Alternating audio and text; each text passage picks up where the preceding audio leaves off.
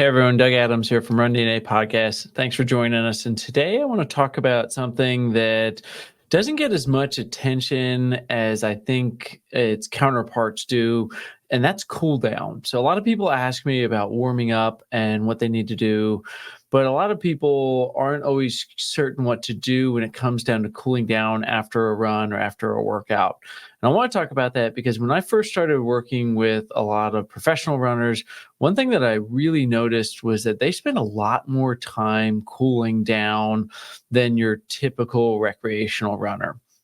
So I got pretty curious about that and I dove into some of the research and was actually a little surprised to find some of the things that I found because anecdotally, I found personally that a longer cool down can really help, especially for somebody that is getting back into the sport and has been away for a while.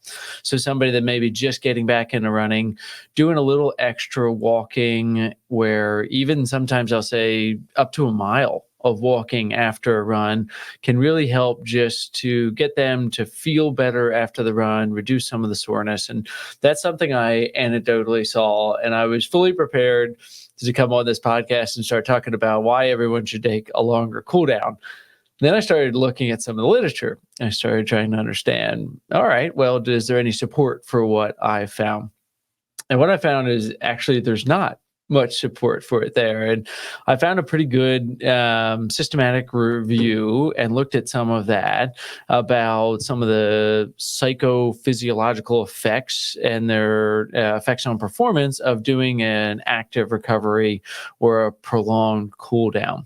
I thought it was a pretty well written article, but I think there's some things we should also talk about research. But the basic part of it that I thought that really it would be beneficial for cooling down for some of these interventions. And if you're listening to this, there's a good graphic on the screen. You might want to head over to the Run DNA YouTube channel to check out over there. A pretty nice graphic on here, just talking about some of the proposed benefits of cooling down for muscle adaptation and soreness and lactate, cardiovascular, hormones, all those types of things. And I will say I do really enjoy taking a nice little walk after a run, especially because I run in the morning and it's normally the birds are chirping. Today was an especially beautiful morning for that. Just a really nice little walk after a speed workout today here. So I really personally enjoy doing a little bit more of a cool down. But when you look at the literature, there's not as much evidence saying that it's having a large effect on your ability to participate in future workouts or your ability to adapt to the workout that you just did. But I've got to say, looking at this review, it's important to remember when you're reading literature that you shouldn't just look at the results or read the abstract, that you should try to understand the methodology and if it is similar to the way that you do things. So, for example, if you notice here, their definition of some active recovery included exercise in the water or biking or some resistance activities. It didn't really discuss walking or some uphill walking or other ways that I often suggest people cool down a little bit better by doing a prolonged walk or finding a hill and walking up it just to gradually ease down the demand on your body. So it's important to remember that, although I can't refute what they're saying here. It's important to discover that some of these things might be different from the way that you're doing it. And when you're looking at it, also making sure you understand that. And the other thing is also make sure that you're looking at what the proposed benefit is. So, for example, in this article, they talked about foam rolling and an active recovery and foam rolling. And they looked at it and they were looking at 5-meter and 10-meter sprint performance, saying that foam rolling doesn't help with 5-meter and 10-meter sprint performance. Now, that's not something most of my athletes are really concerned with. So if they tell me that they really find that foam rolling helps them to be less sore or to be able to perform better the next day, I'm not going to go and tell them, well, you shouldn't do that because foam rolling doesn't help. Because that, in my mind, is a study that is limited, and that might be something that is more beneficial for a person participating in football or field sports where they're going to be doing shorter, quicker sprints, and maybe they're doing 2-day sessions. But for a runner who's doing these things, that's not quite as relevant. So I think what I found and some of my thoughts of why are these professionals doing a lot more cool down? I think they're actually trying to get a lot more volume in. And it's important for them to get the volume in, and doing a hard workout or doing some shorter efforts, they might need to get more volume in order to get some of the performance gains that they want. So you have to consider that what's the purpose of why they're cooling down. And maybe I thought that they were doing it to be less sore and be less fatigued. I think a lot of at the professional level, they're trying to actually get more volume in.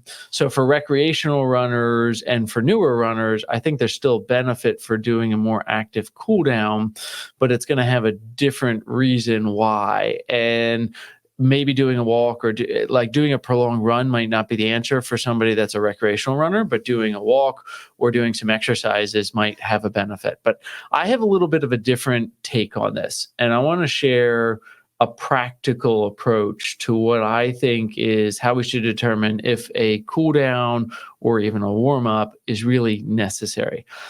And the practical approach to it is that it depends on how well you're moving. So, for example, before I go on a run, I use the runner readiness assessment to determine how much I need to warm up. So I use the 5 fundamental movements, which I'm doing a squat, I'm touching my toes, I'm bending backwards, I'm standing on one leg, and I'm twisting, and I'm seeing how those movements feel. And I know where I have my deficiencies in that. And when I get ready for a run, I am checking to see if my squat feels really limited, if I'm struggling with balance, if I feel pretty tight touching my toes. And if I'm limited in those things, then I warm up until I feel like I've made enough of an improvement that I'm ready for the workout that I'm doing that day. And my thought for cool down is that it should be the same type of criteria. If you're done a run or a workout, try doing a squat, try doing a toe touch, and see how you feel. And if you're having trouble with those movements and you're able to do that before the workout, then more of a cool down might be beneficial to help restore some of your movement patterns. And I think that that's how I practically have looked at cool down, to see where I'll do some squats or some lunges. I'll do some exercises after a workout if I feel like I've lost some of my movement capabilities, just to help me return to some of my normal mobility. The other thing that I think is a practical approach to cooling down is that it shouldn't be necessarily limited just to the immediate time period after you're done a workout. When you're cooling down, when you're thinking about it, one thing I try to do, like I told you today, I did a track workout and I had a good session, and I did a little extra walking after it because it was a harder session for me. So that was part of it. But that doesn't have to be the end of it. I think that more frequent movement, where you're avoiding periods of inactivity after a workout, is much more likely to contribute to this. Now, I'm not familiar with literature or evidence for that. And if somebody is, I would love you to share that and put that in the comments. And I'd love to see if there is any literature with that. But I think frequency of movement and prolonging the cool down to being not just the immediate time after it, but going for a walk. Like today, I am getting up and trying to say no more than 45 minutes of sitting at my desk and getting work done. I need to get up and move. I'm going to take a walk at lunch. I'm going to take another walk in the afternoon. I'm going to try to make some of my meetings walking meetings today, just to keep consistent activity to avoid getting tight or stiff from some of the work being done. I think that helps to regulate and circulate some of the cell metabolism waste. And I find that I'm much less sore the next day if I can be more frequent. So just quick summary here for a quick episode. The literature isn't great on an active recovery, but that doesn't mean it's not important. I think that we should really be focusing on restoring movement patterns and making sure that we're getting back to at least our baseline, and then looking for consistent movement throughout the day after a workout to make sure that you're moving back to returning to your normal mobility. So hope this helps, and happy and healthy running. Thanks for tuning in to the Run DNA podcast. If you want more of this information, make sure you head over to rundna.com and sign up for our newsletter, where we're putting out helpful tips all the time. Thanks for listening. Like what you hear? Leave a review of the show wherever you listen, and don't forget to subscribe so you never miss an episode. Run DNA helps runners and running specialists through education and technology to identify each runner's unique injury profile to avoid setbacks and maximize results. The Run DNA podcast is produced by Ace Running LLC.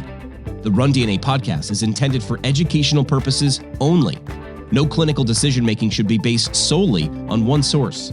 While care is taken to ensure accuracy, factual errors can occur. Always seek the guidance of qualified medical professionals before making healthcare decisions. Find us online at rundna.com.